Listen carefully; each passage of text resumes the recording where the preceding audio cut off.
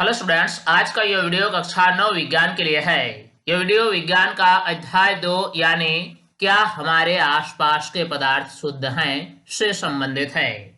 आज का यह वीडियो आपके लिए काफी इंपॉर्टेंट होने वाली है क्योंकि इस वीडियो में हम इंपॉर्टेंट एमसीक्यू पर चर्चा करेंगे। तो आइए वीडियो हम शुरू करते हैं।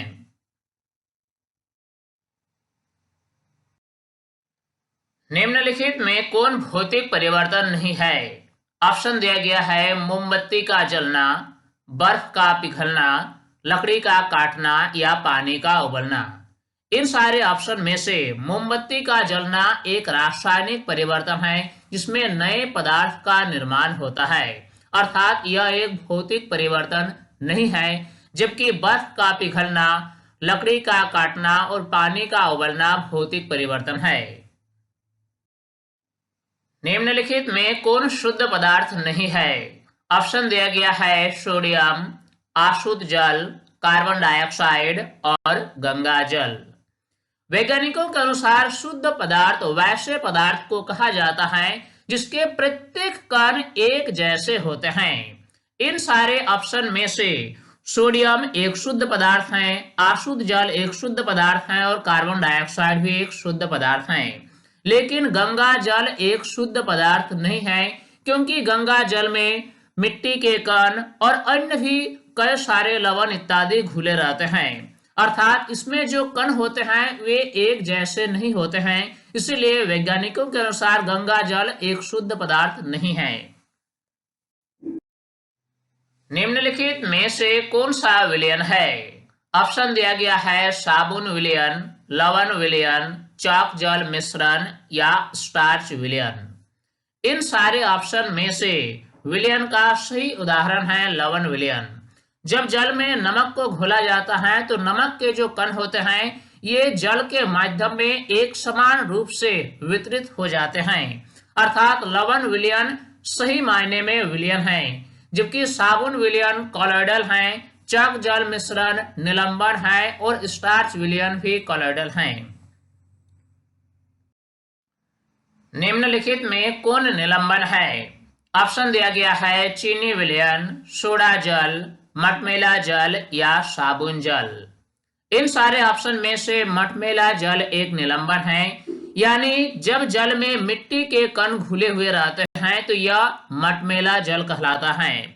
वास्तव में जब मिट्टी को किसी जल में घुला जाता है तो मिट्टी के जो कण होते हैं ये जल में घुलते नहीं बल्कि जल के माध्यम में निलंबित रहते हैं और कुछ समय तक शांत छोड़ देने पर ये मिट्टी के कण पेंदी पर आकर बैठ जाते हैं, यानी मटमैला जल एक निलंबन का उदाहरण है। निम्नलिखित में कौन तत्व है? ऑप्शन दिया गया है हवा, ऑक्सीजन, पानी और लवण। सही जवाब है ऑक्सीजन। इन सारे ऑप्शन में से ऑक्सीजन एक तत्व है, जबकि हवा एक मिश्रण है, पानी एक यौगिक है और लवण भी एक यौगिक है। तत्व के सूक्ष्मतम कण को क्या कहते हैं? ऑप्शन दिया गया है अणु, परमाणु, यौगिक या आयन। किसी तत्व के सूक्ष्मतम कण को परमाणु कहा जाता है। निम्न में कौन शुद्ध पदार्थ है? ऑप्शन दिया गया है आयोडीन युक्त नमक, ग्लूकोज, शुद्ध घी या शुद्ध दूध।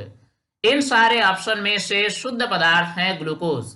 अगर हम आयोडीन युक्त नमक की बात करें तो नमक में आयोडीन मिला हुआ रहता है, यानी यह एक शुद्ध पदार्थ नहीं है। इसी प्रकार अगर हम शुद्ध घी की बात करें तो घी में बहुत सारे पदार्थ होते हैं, जैसे वसा होते हैं, जल की मात्रा होती है, विभिन्न प्रकार के अन्य पोषक तत्व भी होते हैं। इसी प्रकार घी भी एक शुद्ध पदार्थ नहीं है। शुद्ध दूध की बात करें तो दूध में मिनरल्स, विटामिन्स, प्रोटीन्स इत्यादि रहते हैं, इसमें जल भी पाया जाता है, अर्थात दूध भी शुद्ध नहीं है वैज्ञानिकों के अनुसार। अर्थात इन सारे ऑप्शन में से सही जवाब है ग्लूकोज, जो कि एक शुद्ध पदार्थ है और यह एक यौगिक है। निम्नलिखित में से कौन मिश्रण नहीं है? ऑप्शन दिया गया है कॉलॉइड, विलयन, मिश्र धातु या कार्बन डाइऑक्साइड। कोलाइड में एक से अधिक प्रकार के पदार्थ होते हैं। मिश्रण में भी एक से अधिक प्रकार के पदार्थ मिले हुए रहते हैं और मिश्र धातु विभिन्न धातुओं का मिलावट है। जबकि कार्बन डाइऑक्साइड एक यौगिक है जो कि एक शुद्ध पदार्थ है। यानी इन सारे ऑप्शन में से मिश्रण नहीं है, वह है कार्बन डाइऑक्साइड। निम्नलिखित में कौन शुद्ध पदार्थ है? ऑप्शन दिया गया है दूध, रक्त, जल या मिश्र धातु। दूध में कई तरह के पदार्थ होते हैं। रक्त में भी विभिन्न प्रकार के रसायन होते हैं। जल में केवल एक ही प्रकार के कण होते हैं और वह है जल के अणु, जो कि एक यौगिक है। यानी जल एक शुद्ध पदार्थ है। अगर मिश्र धातु की बात करें तो इसमें कई तरह के धातु मिले हुए होते हैं जो कि एक शुद्ध पदार्थ नहीं है। इसलिए सही जवाब होगा ऑप्शन सी, जल। निम्नलिखित में कौन सा तत्व नहीं है? ऑप्शन दिया गया है धातु, अधातु, उपधातु या कोलाइडल। तत्व को 3 भागों में बांटा गया है, धातु, अधातु और उपधातु। यानी कोलाइडल जो है यह तत्व नहीं है। यौगिकों में तत्वों का अनुपात निश्चित होता है, अनिश्चित होता है, परिवर्तनशील होता है या उपर्युक्त सभी। किसी भी यौगिक में निश्चित तत्वों का जो अनुपात होता है वह निश्चित होता है। अगर हम जल के ही उदाहरण लें तो जल हाइड्रोजन और ऑक्सीजन का यौगिक है। इसमें हाइड्रोजन और ऑक्सीजन का अनुपात सदैव 1:8 होता है भार के दृष्टिकोण से। निम्न में कौन विद्युत का सुचालक अधातु है? ऑप्शन दिया गया है आयोडीन, ग्रेफाइट, तांबा या एल्युमिनियम। सामान्य रूप से धातुएं सुचालक होती है विद्युत के, लेकिन ग्रेफाइट एक अधातु है और अधातु होने के बावजूद भी यह सुचालक है। तापक्रम बढ़ने पर किसी द्रव में गैसीय पदार्थ की विलेयता बढ़ती है, घटती है, अपरिवर्तित रहती है या इनमें से कोई नहीं। अगर तापमान को बढ़ाया जाए तो किसी द्रव में गैस की घुलनशीलता कम होती है। यानी द्रव में जो गैस घुली हुई होती है, इस घुली हुई गैस की मात्रा तापमान बढ़ने के साथ साथ घटती रहती है। यानी इस प्रश्न का सही जवाब होगा ऑप्शन बी। निम्न में कौन विलयन नहीं है? ऑप्शन है वायु, पीतल, तांबा या शरबत। वायु विभिन्न गैसों का समांगी मिश्रण है और समांगी मिश्रण को विलयन भी कहा जाता है। यानी वायु एक विलयन है। अगर बात पीतल की करें तो यह एक मिश्र धातु है और मिश्र धातु विभिन्न धातुओं का समांगी मिश्रण होता है, अर्थात यह भी एक विलयन है। लेकिन तांबा एक तत्व है जो कि विलयन नहीं है।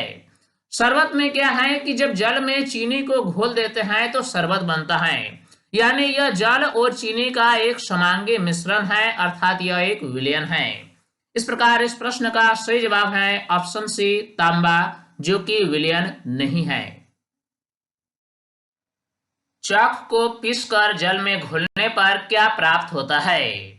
ऑप्शन है समांगी मिश्रण, निलंबन, कोलाइडल विलयन या इनमें से कोई नहीं। जब चक को पीसकर जल में घोला जाता है तो चक के जो कण होते हैं ये जल में घुलते नहीं बल्कि जल में निलंबित रहते हैं, अर्थात यह एक निलंबन का उदाहरण है। कुछ समय तक इसे शांत छोड़ देने पर चक के जो कण होते हैं ये बर्तन के तली पर आकर बैठ जाते हैं।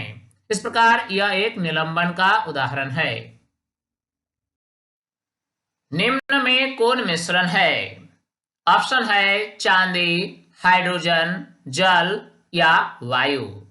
इन सारे ऑप्शन में से चांदी और हाइड्रोजन तत्व है, जबकि जल एक यौगिक है, लेकिन वायु विभिन्न गैसों का मिश्रण है। सही जवाब होगा ऑप्शन डी। निम्न में कौन चमकीली अधातु है? ऑप्शन है सल्फर, फास्फोरस, आयोडीन या नाइट्रोजन।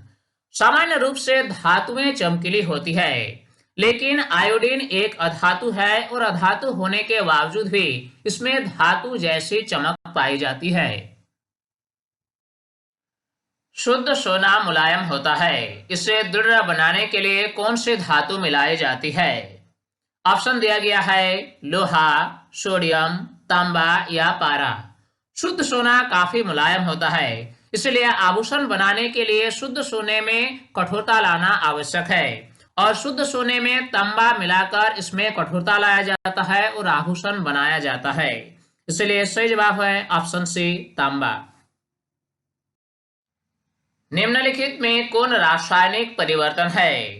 ऑप्शन दिया गया है जल का उबलना, लोहे का पिघलना, जलवाष्प का संघनन या कोयले का जलना। जल का उबलना एक भौतिक परिवर्तन है, लोहे का पिघलना भी एक भौतिक परिवर्तन है और जलवाष्प का संघनन भी भौतिक परिवर्तन है।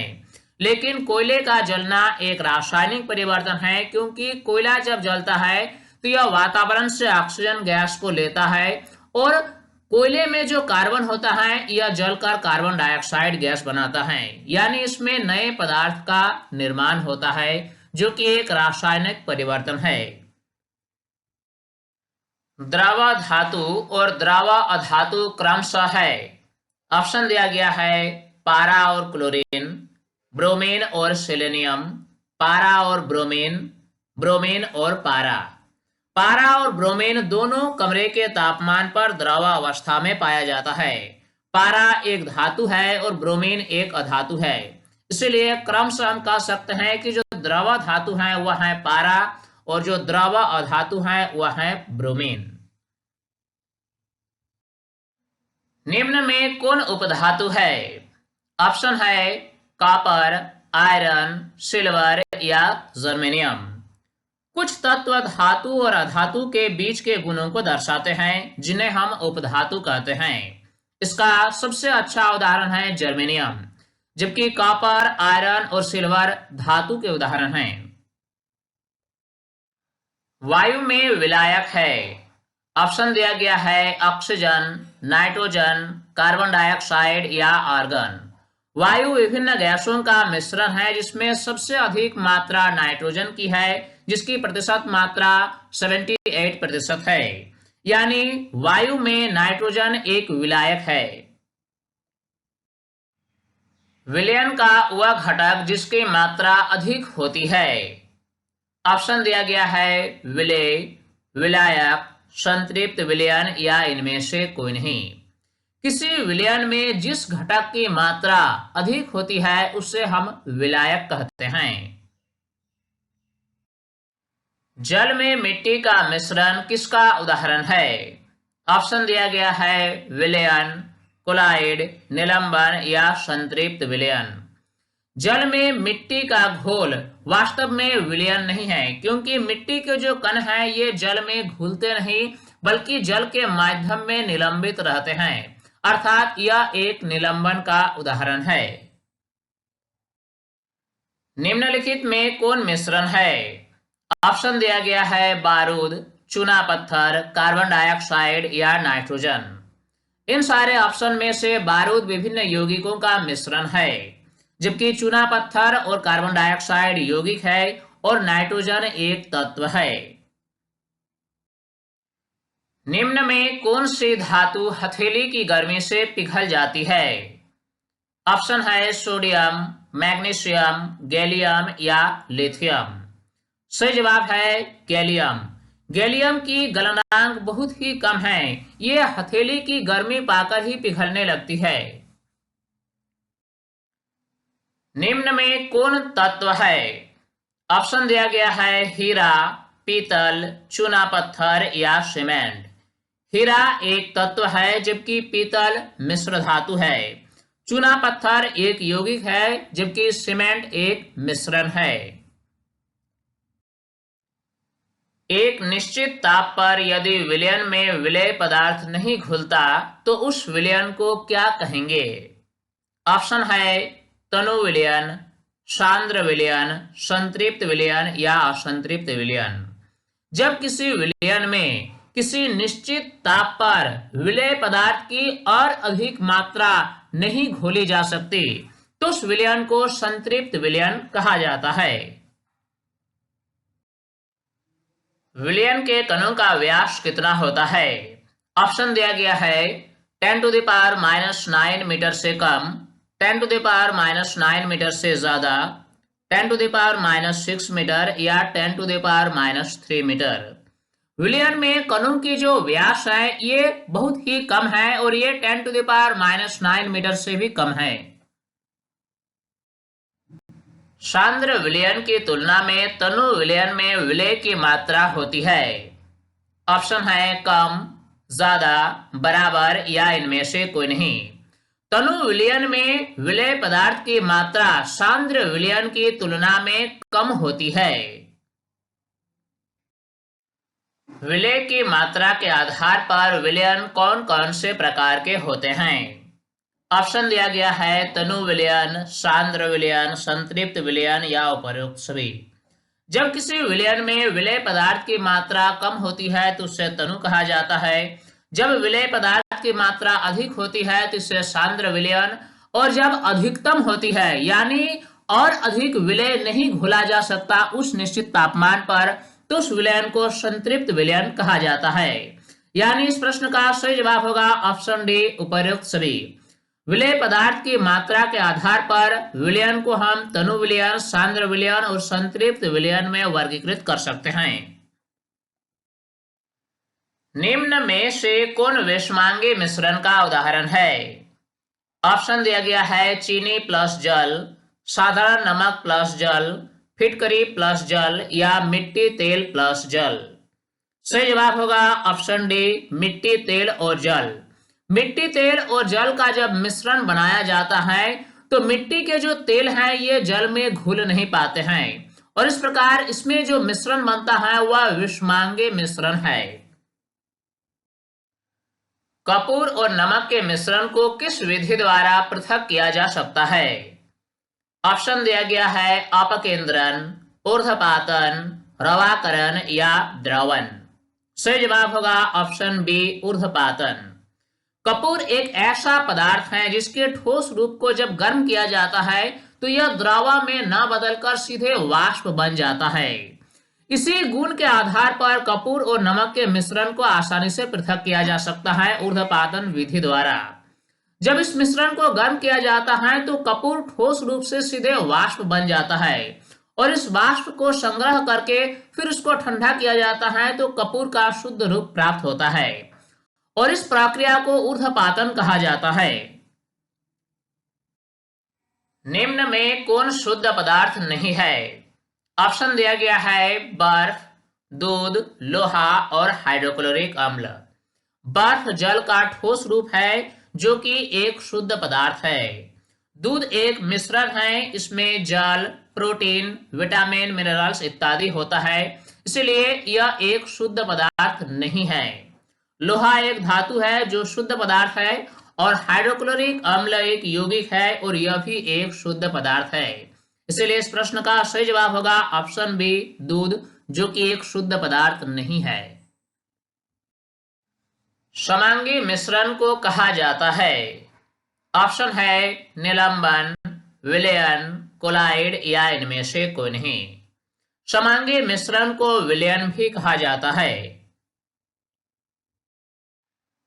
वैसे पदार्थ को शुद्ध पदार्थ कहते हैं जिसमें मिलावट नहीं हो, अशुद्धि नहीं हो, सभी कण समान हो या फिर इनमें से कोई नहीं।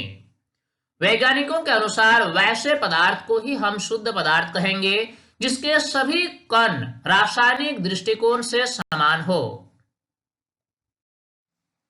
सर्वप्रथम तत्व शब्द किसने प्रयोग किया था? ऑप्शन हमारे पास है Robert Boyle, Antoine Laurent Lavoisier, Robert Hooke, Albert Einstein. सही जवाब है ऑप्शन ए। सबसे पहले रॉबर्ट बायल ने ही तत्व शब्द का प्रयोग किया था। मोमबत्ती के जलने की क्रिया में कौन सा परिवर्तन होता है? ऑप्शन है भौतिक परिवर्तन, रासायनिक परिवर्तन, उपर्युक्त दोनों या जैविक परिवर्तन। मोमबत्ती के जलने के क्रम में दो प्रकार का परिवर्तन होता है। पहला परिवर्तन यह है कि ठोस रूप गर्मी पाकर पिघलने लगता है, जो कि एक भौतिक परिवर्तन का उदाहरण है। साथ ही साथ मोम जलने भी लगता है। यह वायु के ऑक्सीजन से संयोग करके कार्बन डाइऑक्साइड गैस बनाता है, यानी इसमें रासायनिक परिवर्तन भी होता है।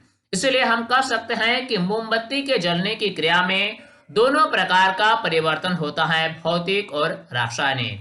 इसलिए सही जवाब ऑप्शन सी, उपर्युक्त दोनों। निम्न में कौन सा तत्व है? ऑप्शन है सिलिकॉन, मिट्टी, चीनी का घोल या चूना पत्थर। सिलिकॉन एक तत्व है, मिट्टी एक मिश्रण का उदाहरण है, चीनी का घोल एक विलयन यानी मिश्रण है और चूना पत्थर एक यौगिक है। इसलिए सही जवाब है ऑप्शन ए सिलिकॉन, जो कि एक तत्व है। चीनी और जल के विलयन में विलय कौन सा है? ऑप्शन दिया गया है चीनी, जल, उपर्युक्त दोनों या इनमें से कोई नहीं। जब जल में चीनी मिलाकर विलयन तैयार किया जाता है तो इस विलयन में जल की मात्रा अधिक और चीनी की मात्रा कम होती है, और जिस घटक की मात्रा कम होती है उसे विलय कहा जाता है, यानी इसमें विलय जो है वह है चीनी। निम्नलिखित में कौन भौतिक परिवर्तन नहीं है? ऑप्शन दिया गया है कागज का काटना, लोहे में जंग लगना, जल में नमक को घोलना या फिर जल का वाष्प होना। पहला ऑप्शन है कागज का कटना, जो कि एक भौतिक परिवर्तन है क्योंकि इसमें नए पदार्थ का निर्माण नहीं होता है। ऑप्शन बी है लोहे में जंग लगना, जो कि रासायनिक परिवर्तन है क्योंकि इसमें रासायनिक अभिक्रिया होती है, इसलिए यह एक भौतिक परिवर्तन नहीं है। ऑप्शन सी जल में नमक को घोलना, यह एक भौतिक परिवर्तन है क्योंकि इसमें कोई रासायनिक अभिक्रिया नहीं होती है। इसी प्रकार जल का वाष्प बनना जल का अवस्था परिवर्तन है, जो कि एक भौतिक परिवर्तन है। इसलिए इस प्रश्न का सही जवाब है ऑप्शन बी लोहे में जंग लगना, जो कि एक भौतिक परिवर्तन नहीं है। निम्न में से मिश्रण का उदाहरण नहीं है। ऑप्शन दिया गया है वायु, नींबू पानी, पीतल या कार्बन डाइऑक्साइड। वायु एक मिश्रण है, नींबू पानी भी एक मिश्रण है, पीतल मिश्र धातु है यानी यह भी एक मिश्रण का उदाहरण है, लेकिन कार्बन डाइऑक्साइड गैस एक यौगिक है जो कि एक शुद्ध पदार्थ है और यह मिश्रण नहीं है। सही जवाब ऑप्शन डी। निम्नलिखित में अशुद्ध पदार्थ है। ऑप्शन दिया गया है सोडियम, वायु, हाइड्रोजन या अमोनिया। सोडियम एक तत्व है जो कि एक शुद्ध पदार्थ है, वायु एक मिश्रण है और यह एक अशुद्ध पदार्थ का उदाहरण है, हाइड्रोजन एक तत्व है और यह भी शुद्ध पदार्थ है, अमोनिया यौगिक है जो एक शुद्ध पदार्थ है। इसलिए सही जवाब ऑप्शन बी वायु, जो कि एक अशुद्ध पदार्थ का उदाहरण है। निम्नलिखित में से निलंबन का उदाहरण है। ऑप्शन है जल में चीनी का विलयन, सोडा जल, जल में घुली हुई मिट्टी या दूध। जल में चीनी का विलयन एक विलयन का उदाहरण है, सोडा जल भी एक विलयन है, लेकिन जल में घुली हुई मिट्टी यह एक निलंबन का उदाहरण है क्योंकि मिट्टी के कण जल में घुलते नहीं बल्कि माध्यम में निलंबित रहते हैं। दूध एक कॉलॉइडल विलयन का उदाहरण है। इसलिए सही जवाब ऑप्शन सी जल में घुली हुई मिट्टी निलंबन का एक उदाहरण है। दो अघुलनशील द्रवों के मिश्रण को पृथक किया जाता है। ऑप्शन दिया गया है पृथक्करण कीप द्वारा, प्रभाजी आसवन द्वारा, आसवन विधि द्वारा या इनमें से कोई नहीं। सही जवाब होगा ऑप्शन ए पृथक्करण कीप द्वारा। इस चित्र में पृथक्करण कीप को दर्शाया गया है। आप देख सकते हैं पृथक्करण कीप में दो अघुलनशील द्रव के मिश्रण को लिया गया है। इसमें दो द्रव है जल और मिट्टी का तेल।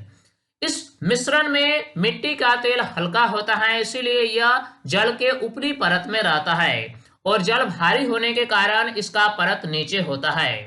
जब इस चित्र में दिखाए अनुसार पृथक्करण कीप के जो स्टॉप कॉर्क है इसको खोल दिया जाता है तो नीचे जल स्थित होता है जो आसानी से निकल जाता है। और इस प्रकार जैसे ही संपूर्ण जल निकल जाता है, स्टॉप कर्क को बंद करके मिट्टी का तेल और जल को अलग कर लिया जाता है। यानी दो अघुलनशील द्रवों के मिश्रण को पृथक्करण कीप द्वारा आसानी से अलग किया जा सकता है। नमक तथा अमोनियम क्लोराइड के मिश्रण को पृथक किया जाता है। ऑप्शन दिया गया है ऊर्ध्वपातन द्वारा, सरल आश्वन द्वारा, प्रभाजी आश्वन द्वारा या क्रिस्टलीकरण द्वारा। अमोनियम क्लोराइड के ठोस रूप को जब गर्म किया जाता है तो यह द्रव में न बदलकर सीधे वाष्प बन जाता है और इस परिघटना को ऊर्ध्वपातन कहा जाता है। जब नमक और अमोनियम क्लोराइड के मिश्रण को गर्म किया जाता है तो अमोनियम क्लोराइड का ठोस रूप वाष्प बनने कर उड़ने लगता है और इसी वाष्प को जब संग्रह करके ठंडा किया जाता है तो अमोनियम क्लोराइड का ठोस रूप प्राप्त होता है। और इस प्रकार हम कह सकते हैं कि नमक और अमोनियम क्लोराइड के मिश्रण को ऊर्ध्वपातन तकनीक द्वारा पृथक किया जा सकता है।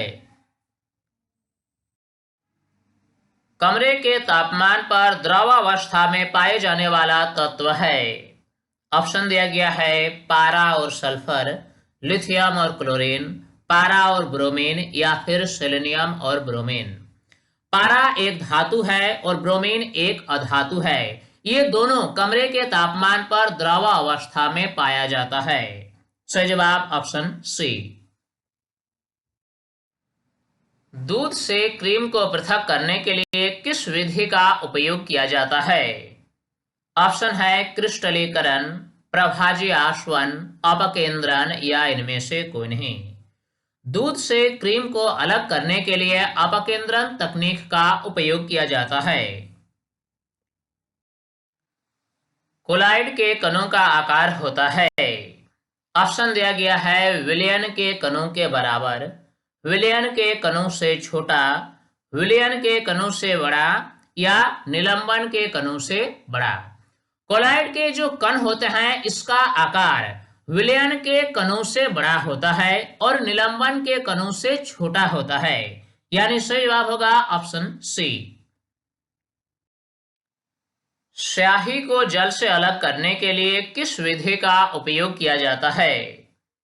ऑप्शन दिया गया है वाष्पीकरण, अपकेंद्रण, ऊर्ध्वपातन या प्रभाजी आश्वन। स्याही को जल से अलग करने के लिए वाष्पीकरण तकनीक का उपयोग किया जाता है।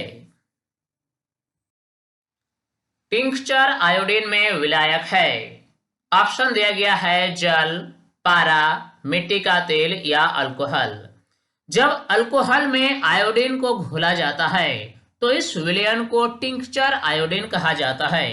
इसमें आयोडीन की मात्रा कम और अल्कोहल की मात्रा अधिक होती है, इसीलिए इसमें जो विलायक है वह है अल्कोहल। पीतल के अवयव हैं। ऑप्शन दिया गया है तांबा और जस्ता, तांबा और लोहा, लोहा और एल्युमिनियम या जस्ता और टीन। वास्तव में पीतल जो है ये तांबा और जस्ता का मिश्र धातु है। इस मिश्र धातु में तांबा का प्रतिशत है 70 और जस्ता का प्रतिशत है 30। निम्न में से उपधातु का उदाहरण है। ऑप्शन दिया गया है बोरन, सिलिकॉन, जर्मेनियम या ये सभी। उपधातु का जो उदाहरण है वह है बोरन, सिलिकॉन और जर्मेनियम, इसलिए सही जवाब होगा ऑप्शन डी उपर्युक्त सभी। टिंडल प्रभाव प्रदर्शित करता है। ऑप्शन दिया गया है विलयन, निलंबन, कोलाइडल विलयन या इनमें से कोई नहीं। जब किसी कोलाइडल विलयन में से प्रकाश के किरण को गुजारा जाता है तो कोलाइडल विलयन के कण प्रकाश को फैला देते हैं, जिसके कारण प्रकाश के किरण का मार्ग आसानी से दृष्टिगोचर होने लगता है और इसी परिघटना को टिंडल प्रभाव कहा जाता है। यानी हम कह सकते हैं कि टिंडल प्रभाव प्रदर्शित करता है कोलाइडल विलयन। स्टूडेंट्स, इस वीडियो के माध्यम से चैप्टर से रिलेटेड इंपॉर्टेंट एमसीक्यू पर हमने डिस्कशन किया और उम्मीद करता हूं ये वीडियो आपके लिए काफी फायदेमंद भी होगी। ये वीडियो आपको कैसा लगा आप हमें कमेंट में जरूर लिखकर बताएं। साथ ही अगर अभी तक आप हमारे YouTube चैनल साइंस प्लेटफॉर्म को सब्सक्राइब नहीं किया है तो सभी सब्सक्राइब कर लें ताकि हर नई वीडियोस की अपडेट्स आप तक आसानी से पहुंच सके। स्टूडेंट्स, तब तक के लिए बाय।